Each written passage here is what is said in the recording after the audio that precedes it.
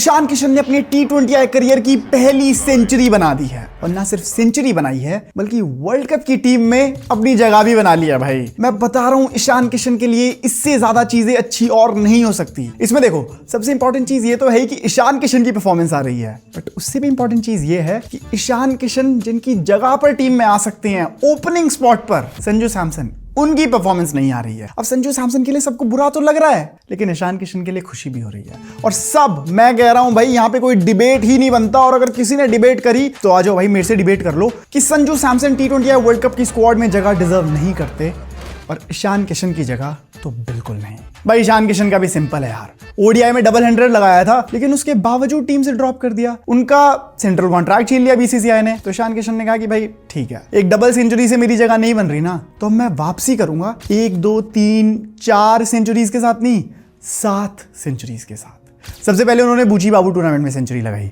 फिर उन्होंने दिलीप ट्रॉफी में सेंचुरी लगाई, फिर रणजी ट्रॉफी, फिर विजय हजारे ट्रॉफी, फिर आईपीएल में सेंचुरी, फिर सैयद मुश्ताक अली में सेंचुरी और अब T20 इंटरनेशनल्स में सेंचुरी। इससे बड़ी क्रिकेट की कोई स्टेज नहीं होती और अब ईशान किशन ने सक्सेसफुली हर स्टेज पर एक सेंचुरी लगा दी है। और एक प्लेयर को अपने कमबैक के लिए इससे ज्यादा और क्या ही प्रूव करना होगा भाई। और भाई आज तो ईशान किशन ने क्या बैटिंग करी है। 43 बॉल्स में 103 रन्स, 240 के स्ट्राइक रेट से सेंचुरी, 10 छक्के मारे हैं आज भाई ने।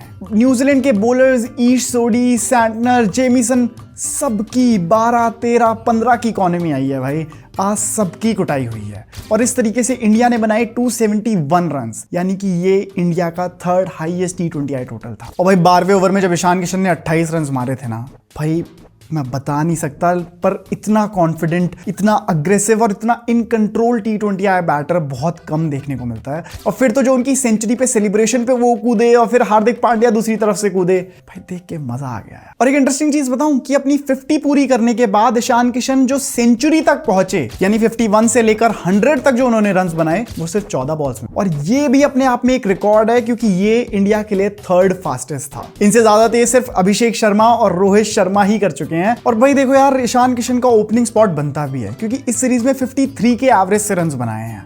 इस सीरीज के वो 2nd हाईएस्ट रन गेटर हैं भाई। अभिषेक शर्मा से ज्यादा रन ईशान किशन ने इस सीरीज में बनाए हैं। तो कहीं ना कहीं लगता तो है ना कि भाई हाँ, ईशान किशन को ओपनिंग स्पॉट मिलना चाहिए। 4 मैचेस में 215 रन बनाए हैं, वो भी 231 के स्ट्राइक रेट के साथ। और ईशान किशन के लिए सारे फैक्टर्स यही कहते हैं कि ओपनिंग करनी चाहिए। बस एक फैक्ट में मेरे को थोड़ा सा सवाल लगता है कि क्या उनसे ओपनिंग कराएंगे अभिषेक शर्मा के साथ या नहीं, और वो यही है कि वो भी लेफ्ट हैंडर हैं। देखो अभिषेक शर्मा तो लेफ्ट हैंडेड बैट्समैन है ही, तो साथ में क्या ईशान किशन को भी ओपनिंग के लिए भेजा जाएगा, क्योंकि एक लेफ्ट हैंड कॉम्बो के साथ ओपनिंग करवाना इंडिया के लिए पावर प्ले में एक प्रॉब्लम बन सकती है। इस पे आप क्या सोचते हो मुझे कमेंट्स में जरूर बताना। वैसे फर्क तो नहीं पड़ना चाहिए भाई, क्योंकि एक शेर एक सवा, 2 भाई दोनों तबाही, वो वाली बात हो जाएगी। लेकिन पता नहीं यार, क्रिकेटिंग लॉजिक तो यही कहता है कि दोनों लेफ्ट हैंडेड नहीं होने चाहिए। और जीजी भाई का भी हमें पता है, उनको ये लेफ्ट हैंड राइट हैंड वाला कॉम्बो ही पसंद है, तो वो 2 लेफ्ट हैंडेड ओपनर्स ना उतारने में भी ओनली टाइम विल टेल ना यार। मेरा इंस्टिंक्ट तो यही कहता है कि भाई हाँ, ईशान किशन को अभिषेक शर्मा के साथ ओपनिंग करानी चाहिए, क्योंकि इस सीरीज में यही हुआ है। संजू भाई ओपनिंग करने आए तो हैं, लेकिन क्या 5 8 10 बॉल खेल के चले जाते हैं। फिर नंबर 3 पे जब ईशान किशन आए हैं तो कह तो सकते हैं ना कि उन्होंने भी वहीं से बैटिंग शुरू करी है जहां से एक ओपनर करता है। बॉल कितना, 1 ओवर 2 ओवर ही तो पुरानी हुई होती है। पावर प्ले की कंडीशंस भी वही होती हैं, वहां पे भी लेफ्ट हैंड वाला कॉम्बो चलता है। दोनों की अच्छी पार्टनरशिप्स भी हुई हैं। पर हाँ,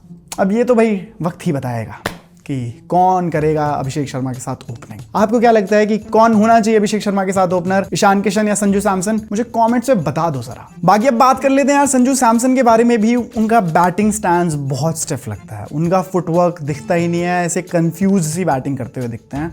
और आज तो उनका होम क्राउड था यार, पूरा क्राउड उन्हीं के लिए आया था। सबको उम्मीदें थी कि आज तो संजू भाई चलेंगे, पर देखो हुआ क्या भाई। पूरे 5 मैच की सीरीज में भाई ने सिर्फ 46 रन बनाए हैं। इतनी बुरी परफॉर्मेंस एक ओपनर से कोई कैसे एक्सपेक्ट कर सकता है, वो भी एक वर्ल्ड कप टूर्नामेंट के जस्ट पहले। और देखो अब जो मैं बात कहूंगा ना, वो आपको थोड़ी कड़वी लग सकती है, और जस्टिस गैंग को तो खासकर। आ जाओ जस्टिस गैंग को ही लपेट लेते हैं, क्योंकि पता है एक बड़ा इंटरेस्टिंग रिकॉर्ड मेरे सामने आया है कि आज तक ऐसा सिर्फ 3 बार हुआ है कि एक इंडियन ओपनर जिसने T20I सीरीज के 5 मैचेस खेले हों, उसने 100 से कम रन बनाए हों। मतलब 5 मैचेस खेले T20I सीरीज के और टोटल 100 से भी कम रन बने हों।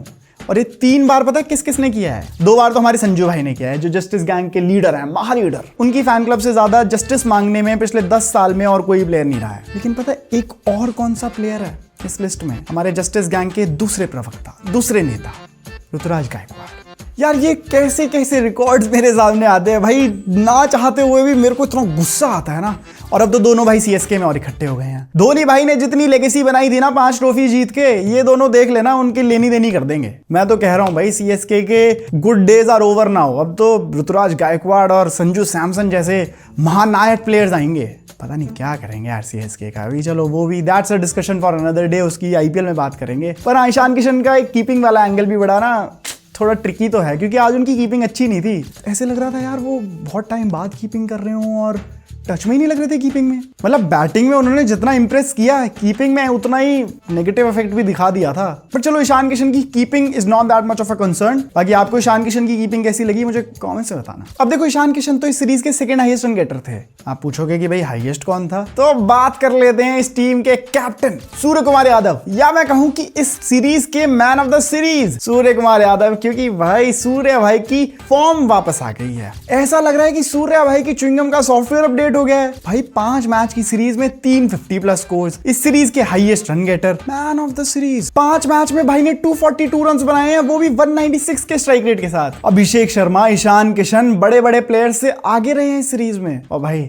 आज भी थोड़ा शुरू में तो लग रहे थे कि यार ऐसे टच में नहीं है और शॉट्स उतने अच्छे से नहीं आ रहे थे, लेकिन टाइम के साथ भाई ने रिदम पकड़ ली और अब तो रिदम पकड़ ही ली यार। मुझे लग रहा है वर्ल्ड कप के लिए पूरा तैयार है। और अब वापस से हम कह पाएंगे जो मिस्टर 360 का टैग है ना, इस सूर्या भाई के साथ ही बिलोंग करता है। इसके अलावा हमारे सूर्या भाई ने 3000 T20I रन भी पूरे कर लिए हैं, जिसके लिए उन्होंने इंटरनेशनल क्रिकेट में सबसे कम बॉल्स यूटिलाइज की हैं। सिर्फ 1822 बॉल्स में ऐसा करने वाले सूर्या दुनिया के फास्टेस्ट T20I बैटर हैं। इसके अलावा इस सूर्या भाई के लिए 6th player of the series award है T20I क्रिकेट में, और ये इंडिया के लिए सेकंड हाईएस्ट है, जहां इनके ऊपर अब सिर्फ विराट कोहली ही हैं। तो भाई लग तो रहा है कि सूर्या भाई अब वापस T20I तगड़ी फॉर्म में आ रहे हैं और ये वापस से रेडी हो गए हैं T20I क्रिकेट में बड़े रिकॉर्ड्स बनाने के लिए।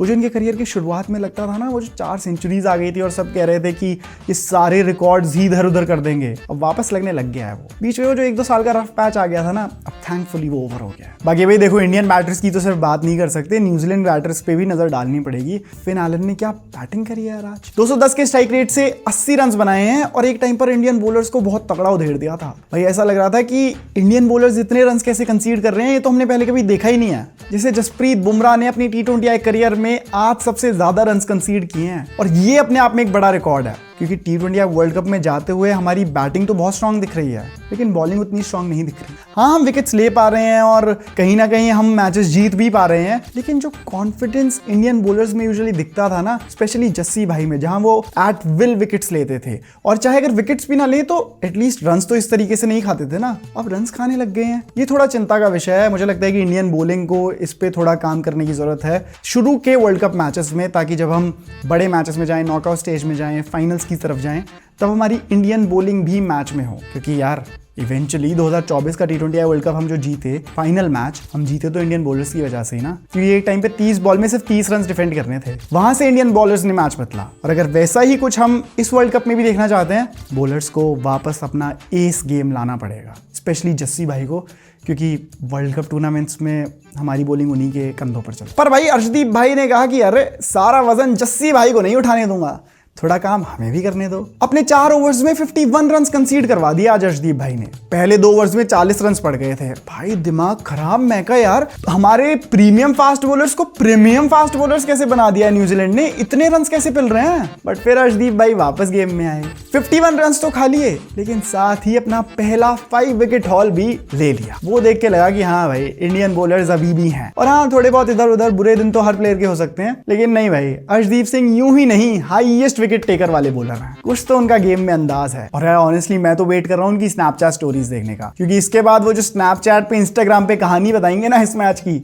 वो देख के मजा आएगा यार। बाकी दोस्तों ऑन दैट नोट इंडिया के लिए सीरीज 4-1 पर खत्म होती है। अर्शदीप सिंह 8 विकेट्स के साथ इस सीरीज के हाईएस्ट विकेट टेकर बने हैं। सूर्य कुमार यादव 242 रन के साथ इस सीरीज के हाईएस्ट रन गेटर बने हैं, और साथ ही वो बने हैं प्लेयर ऑफ द सीरीज। बाकी आपके हिसाब से सबसे बड़ा मेरा जो सवाल है उसका जवाब मैं जानना चाहता हूं, आपके हिसाब से से T20I वर्ल्ड कप में ओपनिंग अभिषेक शर्मा के साथ किसको करनी चाहिए, संजू सैमसन या ईशान किशन? और अगर आपका जवाब होगा ईशान किशन, तो आप प्लीज मुझे इस बारे में बताइएगा कि ईशान किशन की वो जो कीपिंग की प्रॉब्लम आज हमें दिखी, हम उसको कैसे टैकल करेंगे, और ये जो लेफ्ट हैंड वाला कॉम्बो बनेगा ओपनिंग स्लॉट में, इसको कैसे इंडियन टीम हैंडल करेगी। इसके बारे में मुझे कमेंट्स बताना, सबके कमेंट्स पढ़ूंगा भाई, पढ़ता ही हूँ यार, मजा आता है आपके कमेंट्स पढ़ने में, आपके ओपिनियन जानने में। मेरे को नहीं पता था भाई, अपने कमेंट्स में इतने एक्सपर्ट्स बैठे हैं भाई, इतने बड़े बड़े आंसर्स आते हैं, कभी कभी मजा आ जाता है पढ़ के। भाई दोस्तों, आपके कमेंट्स का मुझे इंतजार रहेगा। सीरीज कैसी लगी कमेंट्स में बता देना, वीडियो कैसी लगी कमेंट्स में बता देना। वीडियो अगर अच्छी लगी तो वीडियो कर दो लाइक, चैनल को क्या करोगे, चैनल को करोगे आप मेरे भाई सब्सक्राइब। बाकी मैं मिलूंगा आपको अगली वीडियो में, तब तक सायोनारा,